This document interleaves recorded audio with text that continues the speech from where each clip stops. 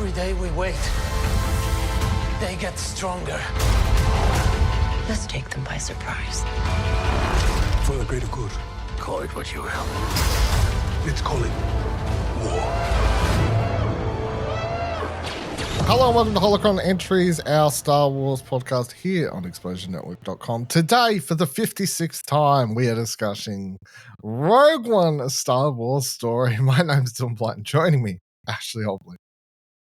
Hey Dylan, excited to be here, and I'm excited to watch it again when they launch Urso, the Urso miniseries that leads up to Rogue One.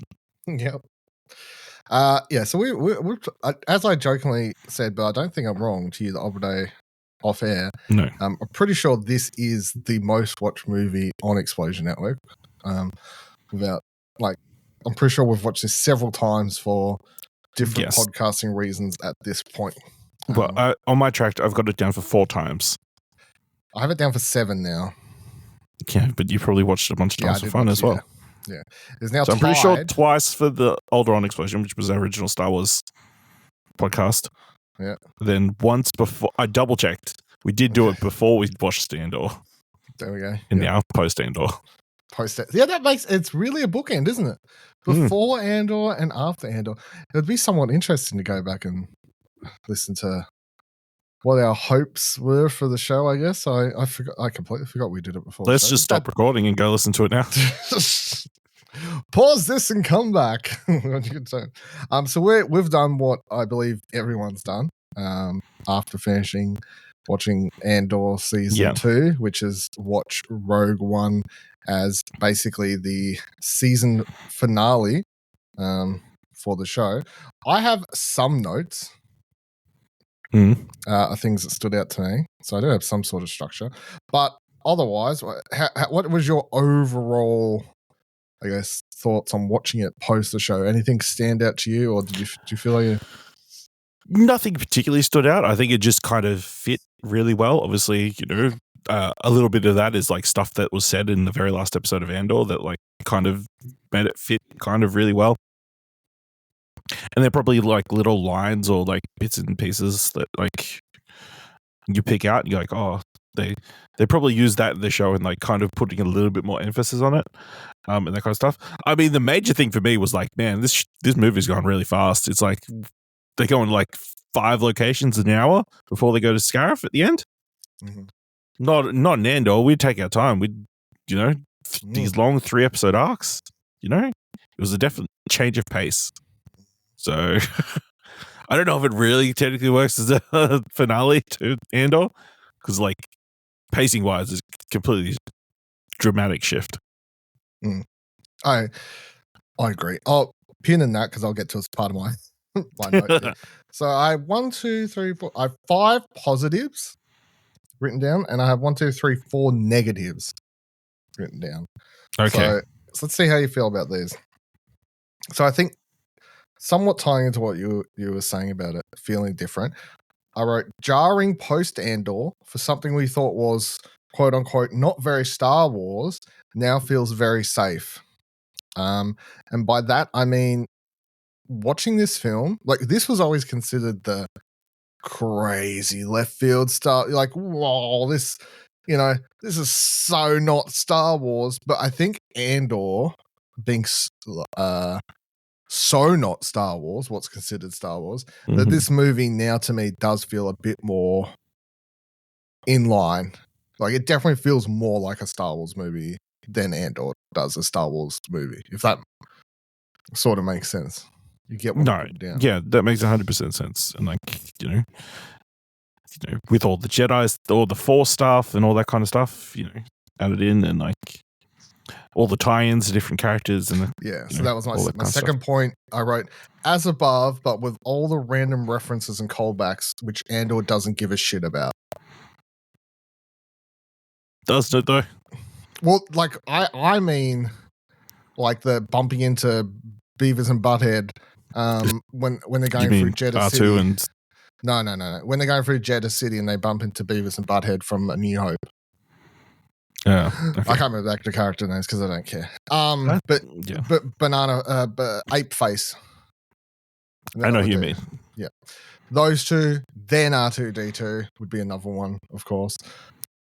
Just those the more fan servicey moments. Even I think it's been a while since I watched it. I think the Grand Moff Tarkin stuff looked worse than I remember, to be honest. The special effects, and maybe we need George Lucas to come in and give a big old Rogue One special edition treatment just to re-up the update the special effects and that a bit. But even that, or recast somebody. Yeah. But I think also just having him and Leia in comparison to, we don't have the right actor, but fuck it, we're just going to cast someone who's good. Yeah. Which Andor did with Bail Organa in the last season. Like, I think just that mentality difference also stands out somewhat different with the types of filmmaking, you know? So, all right, my third negative. Mon Mothma goes from such an interesting character in Andor to being just a voice for exposition. That little smirk when we find out Radis has gone to fight is about all that seems in the character we've been spent 2 seasons with now. Like, if I'm, I'm watching this as a fan of the show, fan of Mon Mothma in the show. This particular watch, I'm watching it like it is that season finale. That was like the mentality going, right? Like, let's treat Rogue One as the season finale. And if it was Mon Mothma, shafted, gets nothing. Yeah, but that's kind of the position she was in at the end of Andor, though. You know what I mean? She was just one voice on the council and one that wasn't being heard very much. Hence why I think that little smirk when she finds out Radis has joined the fight seems a bit more like, that makes sense now. Yeah. Her frustration, as we've seen over the last few days in the lead up to that moment, as the council blocks any and all decisions. Makes sense. And then my last negative is Melshi dies and you wouldn't even realize he's gone. Yeah. Again, coming off Andor, just this character who's given so much. When does he die again? He dies on the Battle of Scarif. However, you see him, they have a close-up of him talking to, I can't remember who on the radio, and then they cut back a couple minutes later or whatever. Yep, and he's dead on the floor. Okay, he dies off screen. Yeah, he dies off screen, but he's dead. His body's dead. Yeah, but the focus is on the two the Force people that we love again in the movie. I'm watching it like it's a season finale. I know. I know I can't retroactively make them. This movie came out nearly 10 years before the show. But yeah, I just think that was quiet. I was like, oh, poor Melshi. Really got all that extra time in Rogue One, but in Andor, but then gets. Surely there's a cutscene of him dying. We can bring it back. Just put it in there. Do the Andor cut of Rogue One. Yeah, slide the one that fits a little bit better. Slide it in. All right, positives that stood out to me. The line "Galen Erso" hits harder this time and doesn't seem as weird. So the line I mean is the one at the start of the movie. He's talking to his informant. Cassian goes and speaks to the Saw Gerrera informant person that they said they'd leave at the end of Andor. Now, when you're watching the movie the first time, it just seems so random. Like Galen, like he says like Erso or whatever, and then just his like quick snap back to Galen Erso. Is that who you meant? Galen Erso, But now in the context of Andor, it's like this. Oh shit! He said we now know he knows that name. Like he's reacting like this guy said the name. One of the clues I was given. I will say that coming off that, then also the council at the end when they're like, "Oh, we still don't believe the Death Star's a weapon," kind of stuff. When it's already been established by Luthen, like the day before, or however many days before is a thing. The intel, kind of just makes the council look stupid. Council look even stupider. Yeah. I think the council looks stupid, but they look. Yeah, I mean that's the thing that we could have seen a little bit more of. I feel like in Andor, like the council or like the other rebel factions, or like trying to understand why. How did they come to this alliance? Which I feel like if they had have done the 5-season arc that they wanted to do, that would have been something. I will say, Rebels gives you a little bit of that. They have scenes of bringing people into Yavin to join as like like heads of planets and stuff like that. So they show a little bit more of that. Next positive I wrote down was Cassian Andor seems like a fully developed character now. And watching it, one might not even realize he was an undeveloped character at first, with Jin as the main. Jin gets the story here, but Andor adds the backstory for Cassian. And with that, I just meant if you're watching this as a season finale compared to watching it solely as a movie, obviously this is Jin's meant to be the main character, so she gets all the character development and stuff. And Cassian, as just this being a movie, he gets a little bit, but he gets the secondary amount, which is, you know, him going from what we presume was a more rigid follow the rules guy, presumably, to, which is weird in retrospect. Yes, within considering Andor. he is a frequent rule breaker. Yeah, but within the movie, they set him up as this, and she accuses him of being a stormtrooper, which again now becomes more fucked up because of what stormtroopers did to his family. And his mum and dad and all that sort of stuff. So it's more surprising he didn't fucking just slap Jin across the face right then. Yeah, but I think watching this, it's like you more appreciate that Cassian doesn't need as much time on that character story here as Jin does, because we get it with the 2 seasons of Andor. So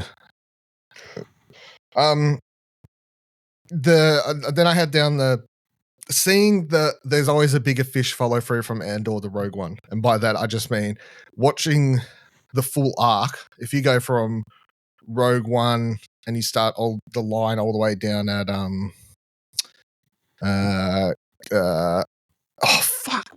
what's the dude who dies in the courtyard that he gets really shitty at, holds a grudge against Andor? What's that character's name? Oh, fucking Cyril. Cyril. So if you start the line at Cyril and then go to Deidre, and then you go to the captain dude or whatever of the IFB. Yeah, and then you go to Partigan, yeah. And then you go from him to Krennic, and then you go from Krennic to Tarkin, and then Tarkin to Vader, and then Vader to Palpatine. I think this show with Andor as like the season finale, you really get to see the bigger fish constantly eat the little fish, and Krennic getting to in Andor because he's constantly playing the big fish. They made sure that Krennic always looked like the top dog in Andor, and then when you get through to Rogue One and you get to see him, he's now the little dog in front of he's always fighting Vader. to get his, which is what we saw other people go through in Andor. So I wrote also, Krennic snapped back about the quote-unquote security issues being fixed, which is funnier now, as well as the anger about the Death Star taking longer, given how long the play on Gorman was. It all makes more sense now. Yeah, so just that little interaction with him and Grand Moff Tarkin on the ship there, not near the start. It's like, oh, director, your little security issues and stuff. He's like, the security issues are being squashed. It's like, and he's only mentioning ones on Scarif, but now we know the issues. Well, we know of another one that he recently, as of a couple of days ago, dealt with. And then when he's like, and this project would have been finished faster if, he's getting shitty about how long it's taken, and we knew how long they took to finalize their plans on Gorman to get those materials and stuff like that. It's just, again, helps. I feel, again, just a little bit of fluff in the background.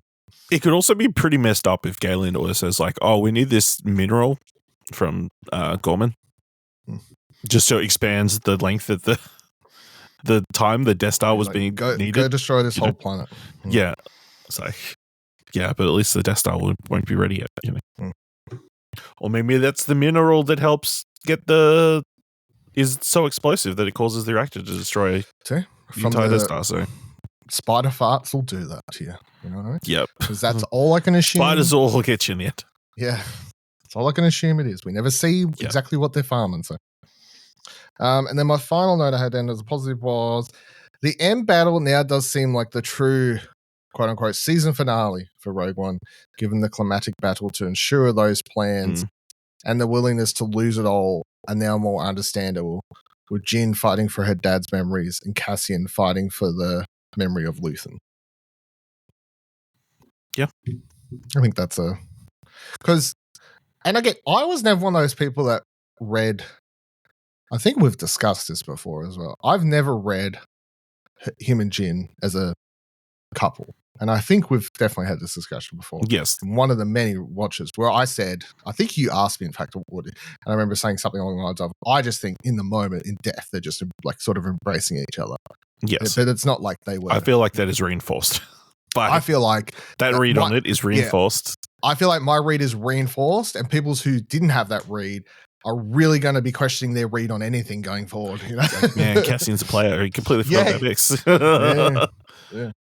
It's all about this Jin girl. One day, crazy. There's something even like, I was thinking, I'm maybe surprised someone hasn't done it as like sort of traumatic as it is, but that last shot of Bix, she's like looking at a very yellowy, like obviously sky in every distance, and that shot of Cassian and Jin, it's yellow as it like comes in and implodes. Yeah, you can nearly combine. Or bright. Yeah, you can nearly combine those into some really fucked up image. If you want to do that. But yeah, I mean, I think that's the other thing. Like Cassian throughout the whole movie, without Andor, you watch it just as he's a true blue, just hardcore rebel, willing to die for the cause, you know? Whereas you can keep a little bit of that, but now after watching Andor, and seeing especially with those last 3 episodes, now reconceptualizes that everything that he's gone through, Luthen dying, no one supporting him, he's now sort of fighting to prove and also to make Luthen's death worth it. So, which he says at some point to somebody, like, you need to make it worth it. Yeah, need to make it worth it. A little bit harder. Because now it's again, because that is a phrase they used several times, and you understand all the effort he's put in and how much, you know. Even and then I guess we spoke about it on Andor, but you know, him learning that line of rebellions are built on hope from just a random bellhop or whatever he is, the hotel person, and then that line sticking with him and then passing it through the Jin. It seems less corny because it sort of is like, just shows how these random and nobodies, because he was nobody, affected him throughout his journey, you know. And it also plays like, you know, sometimes you I'm sure you've got to do this where you hear somebody give a certain response and it's like you automatically give another response from like pop culture from somewhere. Oh, I'm terrible at just replying to people in pop culture references and no one understands what I'm talking about, So I mean, that's, you know, I'm sure anytime anyone brings up hope around Cassian, he just has, you know, rebellions are built on hope. The thing he says, you know.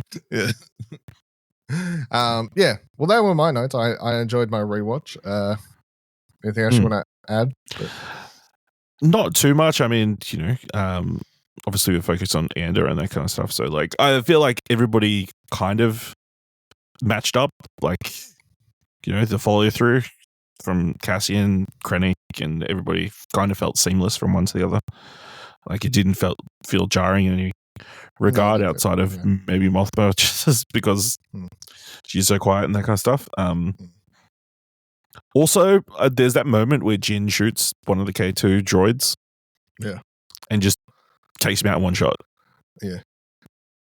Yet we know we've seen people shooting K2 droids. I don't know. She must have a really great blaster. She had a blaster on.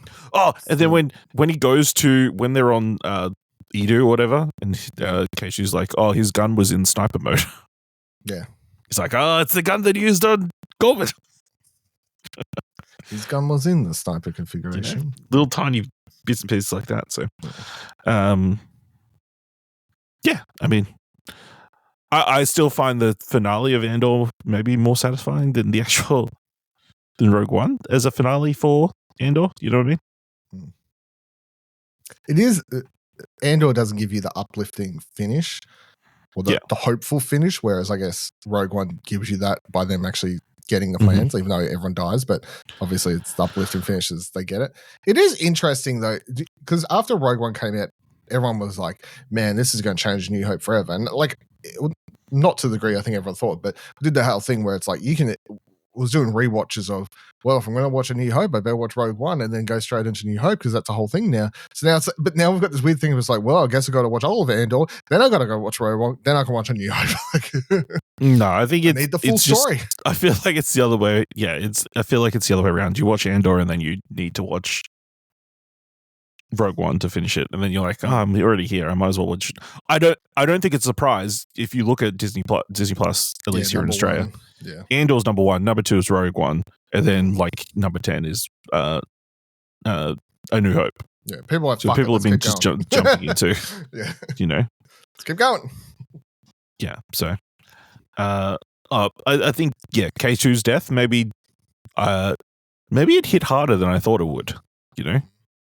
Like I thought, like Cassian's knowing that he's only been working with K2 for like a year, like his reaction to losing K2 was much bigger than I thought. Maybe,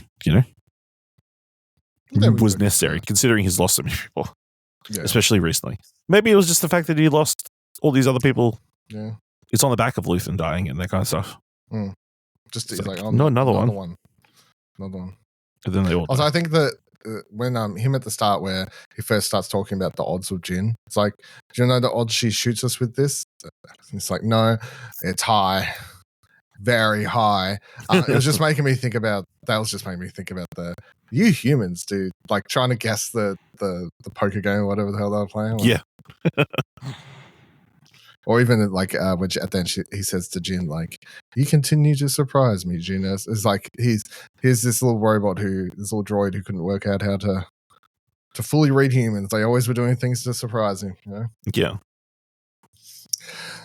All right. I think they'll do it for this 4th spoiler discussion, I think is what we decided. Yeah. Go listen to our other ones. Yeah. It's funny how, look, power up. It'll be boring, we can have so many discussions around the same movie, different angles every time. They'll do it for our 4th discussion of Rogue One, a Star Wars story. Why didn't they just make more copies of the plans at the end? Why is there just one copy of the Death Star plans? Because they show on the screen it's like a copying thing. Like they only just get it onto that one drive and then they have to run. I think that's why they show that shot, so you can't argue the point. Why don't you just transmit it to all the other ships? I don't think they have time. That would take longer too. But they didn't destroy the ships. It will take longer to transport than it will to just. Why didn't they just jump to hyperspace? It's just they got the plans. Well, they can't because they're. You can't just jump to hyperspace. Well, you can, as we've shown, but it's not ideal. You can't really jump to hyperspace. Anyway, don't. That'll do it for this. This discussion of Rogue One. Of course, check out explosion.com for all the other great things over there on the podcast and stuff. Follow us on Blue Sky at explosionnetwork.com, and then check out our other socials as well. Next Star Wars thing is Visions Season 3. Yeah. Which doesn't have a release date yet, but should be later this year, right? Yes. Yeah. And then Ahsoka possibly later this year as well, I think, maybe. Maybe. I mean, they're shooting now, so probably next year would be my guess. Yeah. Either like early next year. So either it'll be Ahsoka or maybe the Sith show next. The Darth Maul show. Who knows? That's true. Yeah. But yeah, so not much lined up currently. Which I'm okay with. I know we had so many They're reconfiguring. Shows. They're reconfiguring, going back to films, which I do prefer Star Wars on the big screen, except for when it's Andor, which, Oh, wait, when's Mandalorian and Grogu coming out? Oh, next year. Is that this year? No, that's next year. I don't think they've officially locked in a release date, but I'm pretty sure they've wrote 2026. So. Okay. Have to start getting some trailers surely soon. Or when's D23? Maybe they'll show it there. If I was to guess when a trailer might actually come to the public. You know what I mean? August. Yeah, end of August. Let me get a trailer there if I was to try and throw out one when the public. If they didn't do one for Star Wars Celebration, they'll probably put it there. Well, they showed something at Star Wars Celebration to the people there, but they didn't release anything to the public, just like footage. So yeah, so surely they'll have a teaser trailer to go by that time. They'll do that thing where they show it at D23 and then put it out properly like a week later usually or something like that. Mm-hmm. They'll probably show an exclusive clip there or something as well, I presume. Anyway, all right, they'll do it. Yeah, we'll be back. Probably discuss that trailer. To be honest, that'll be probably the next episode. So until then, may the force be with you.